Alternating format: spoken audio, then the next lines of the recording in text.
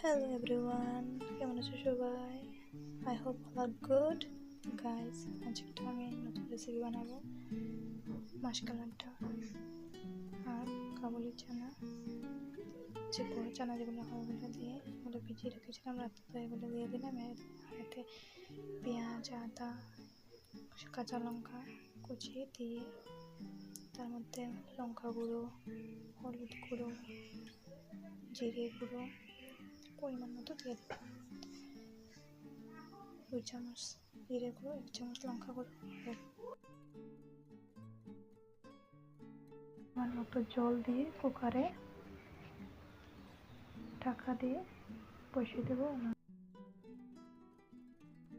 কুকারে ঢাকনা দিয়ে বসিয়ে দিলাম। কুকার 10 মিনিট পরে সিদ্ধ হয়ে গেছে। এটা এবার নামিয়ে নিয়ে কড়াইতে তেল দিয়ে পেঁয়াজ কুচি, শুকনো লঙ্কা, কারি পাতা দিয়ে সম্ভাস দিয়ে তার মধ্যে ঢেলে দেবো। এবার সিদ্ধ করা চানা, ডাল এগুলো দিয়ে একটু 5 মিনিট পর এতে গরম মশলা দিয়ে ভালো করে নাড়িয়ে নামিয়ে নিলাম। এখন দেখো একটা বাটিতে নিয়ে দেখবো খেয়ে কেমন হয়েছে টেস্টটা।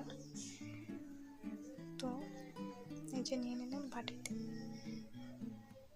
সাথে একটু সস, একটু কাঁচা পেঁয়াজ, একটা কাঁচা লঙ্কা নিয়ে নেব। খেতে দারুণ হবে।